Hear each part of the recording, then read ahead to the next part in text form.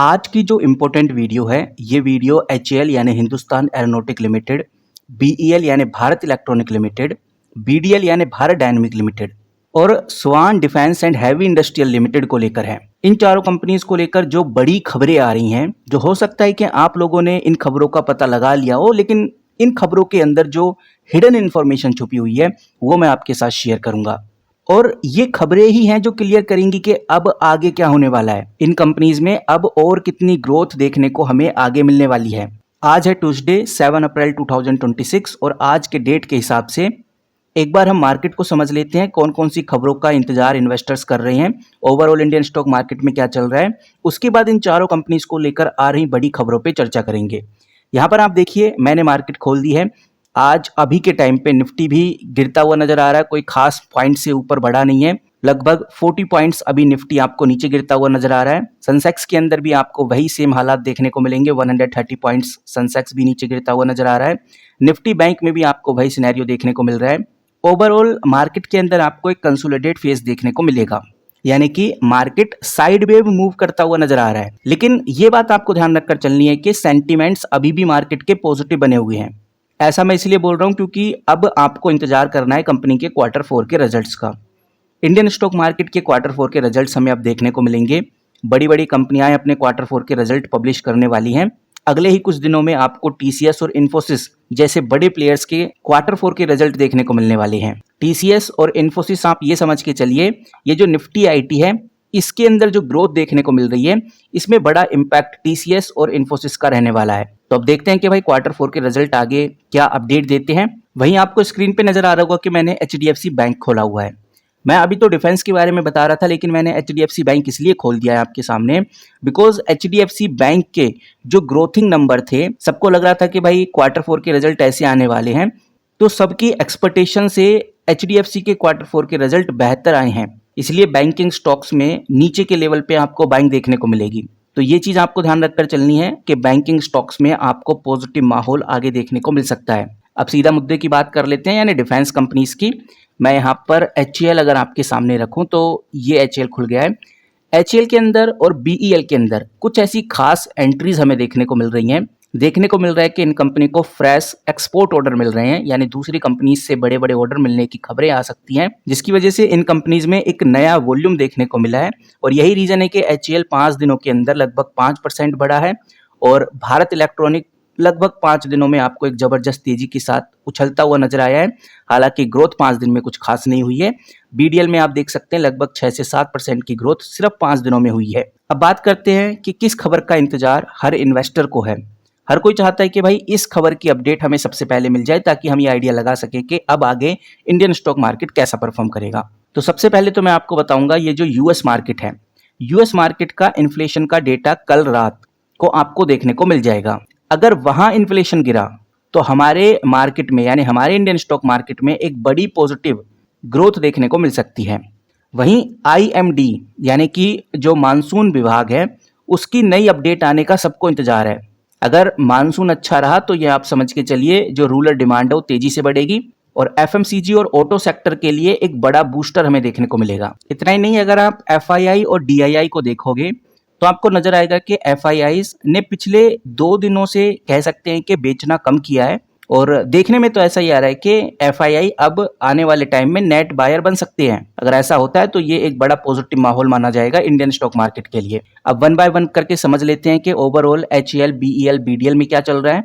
सबसे पहले अगर हम एचएएल की बात करें तो एचएएल का जो करंट प्राइस है वो 3776 रुपीज है। सबसे पहले इस कंपनी का जो करंट प्राइस है वो 3775 रुपीज आपको देखने को मिलेगा और पिछले 5 दिनों में ये कंपनी लगभग 4.35% आपको बढ़ती हुई नजर आई, या हम बोले 4.49% आपको पिछले 5 दिनों में ये कंपनी बढ़ती हुई नजर आई।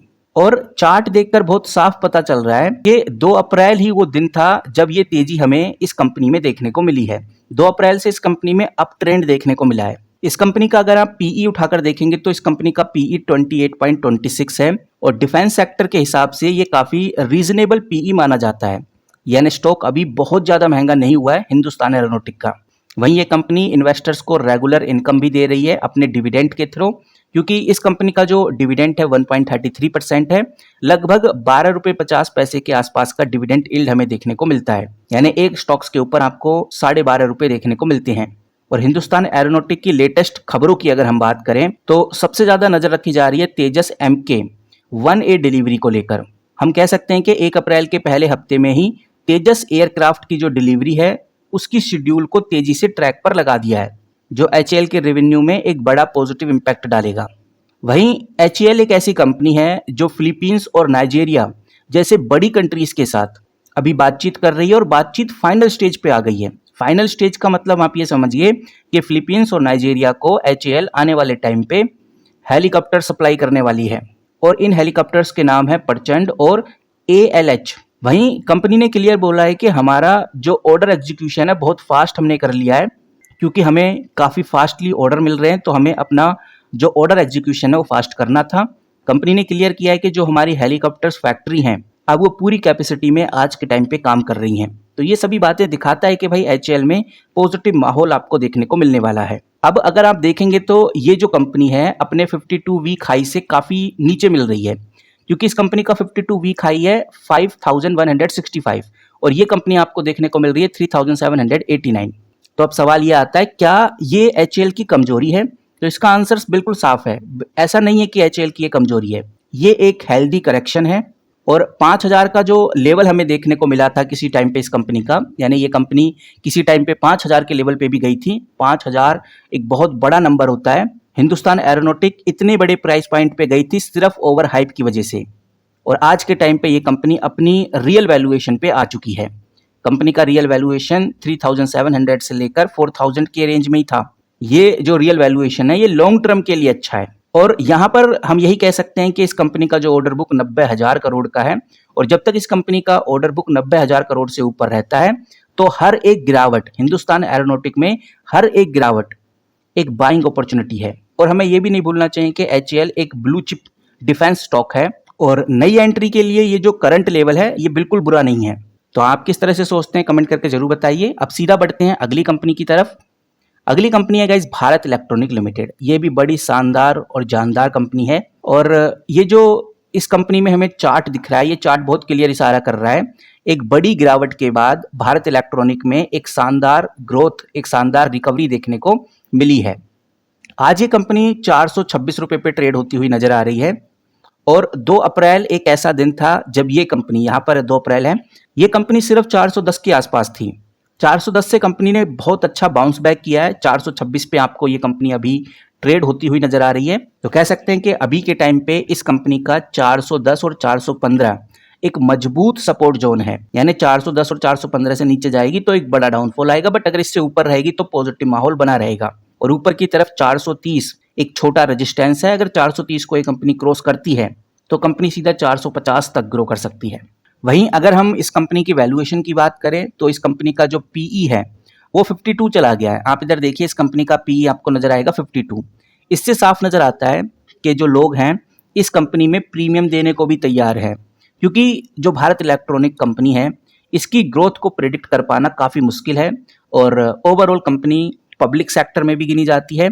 ओवरऑल कंपनी को जब प्राइवेट ऑर्डर्स मिलते हैं उसमें भी ये कंपनी अच्छा खासा करती है, यानी गवर्नमेंट डिफेंस ऑर्डर मिलेंगे तो भी भारत इलेक्ट्रॉनिक में तेजी आती है, और जब प्राइवेट ऑर्डर्स मिलते हैं तब भी कंपनी में तेजी आती है। और हम ये बात पहले भी डिस्कस कर चुके हैं कि जो भारत इलेक्ट्रॉनिक कंपनी है इसको मार्च के अंदर 1660 करोड़ के नए ऑर्डर मिले थे।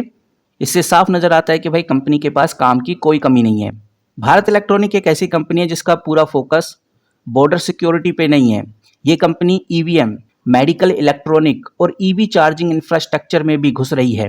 इससे समझ में आता है कि कंपनी अपने बिजनेस को डाइवर्सिफिकेशन की तरफ ले जा रही है। और वहीं जो बड़े DII है, जो म्यूचुअल फंड्स हैं, जैसे कि LIC हो गया, LIC के साथ साथ कुछ और बड़े म्यूचुअल फंड्स BEL को एक सेफ हेवन कंपनी भी बताते हैं। बाकी देखते हैं कि आगे हमें क्या ग्रोथ देखने को मिलती है। अब सीधा मुद्दे की बात करते हैं कि BEL अभी एक्यूमुलेशन मोड में है। अगर आपने नीचे के लेवल पे लिया है तो शांति से बैठे रहिए। नाउ अब बढ़ते हैं अगली कंपनी की तरफ, यानी कि भारत डायनेमिक लिमिटेड की तरफ। अगर भारत डायनेमिक का प्राइस आप देखेंगे तो 1240 रुपीज पे ये कंपनी ट्रेड होती हुई नजर आ रही है। पिछले 5 दिनों में ये कंपनी लगभग 6.65% की ग्रोथ में आ चुकी है, और यहाँ पर आप देखेंगे तो आपको एक V शेप रिकवरी देखने को मिलेगी।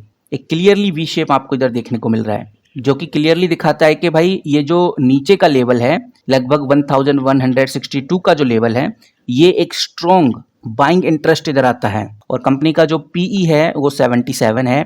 बीईएल और एचएल के मुकाबले इस कंपनी का पीई काफी हाई है। इसका मतलब साफ है कि भाई मार्केट पूरी उम्मीद कर रहा है इस कंपनी को लेकर के आगे चलकर एक बड़ी ग्रोथ दिखा सकता है। अब अगर भारत डायनेमिक लिमिटेड की बात कर रहे हैं तो आप ये समझ के चलिए इस कंपनी का सबसे बड़ा ट्रिगर इनका अस्त्र beyond vessel range missile system है। और रिपोर्ट के हिसाब से ऐसा बताया जा रहा है कि जो आईएएफ है यानी एयरफोर्स है, वो इस कंपनी को बड़े रिपीटेड ऑर्डर देने वाली है, यानी पाइपलाइन के अंदर इस कंपनी में बड़े ऑर्डर देखने को मिलने वाले हैं।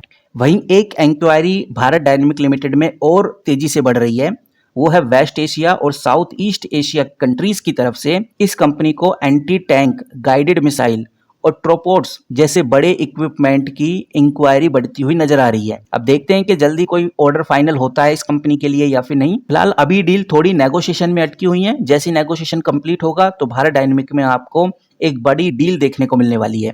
वहीं भारत डायनेमिक लिमिटेड पिछले साल की जो कमजोर डिलीवरी है उनको कवर करने के लिए पूरी तैयारी में है, बिकॉज वो जानता है नया फाइनेंशियल ईयर शुरू हो चुका है और इसीलिए बीडीएल जो एग्जीक्यूशन टारगेट है उसको अग्रेसिवली अप करने के मूड में है। वहीं भारत डायनेमिक लिमिटेड एक ऐसी कंपनी है जिसका मिसाइल टेक्नोलॉजी में दूर दूर तक कोई बड़ा कॉम्पिटिटर नहीं है और अभी के टाइम पे ये कंपनी अपने सबसे हाईएस्ट पॉइंट पे, यानी ये कंपनी एक बार 2000 रुपीज पर भी गई थी, जिसको 52 वीक हाई बोला जाता है, और 2000 रुपीज से आज ये कंपनी गिरकर 1239 रुपीज पे आ गई है। इसका मतलब अपने 52 वीक हाई से ये कंपनी 40% नीचे आज देखने को मिल रही है। और ये बात दिखाता है कि बीडीएल ने अभी तक काफी ज्यादा बीटिंग झेली हुई है। तो इसीलिए गाइस भारत डायनेमिक लिमिटेड के ऊपर आज के टाइम पे नजर रखना बहुत जरूरी है, क्योंकि ये कंपनी भी आगे हमें बड़ी तेजी में देखने को मिलने वाली है।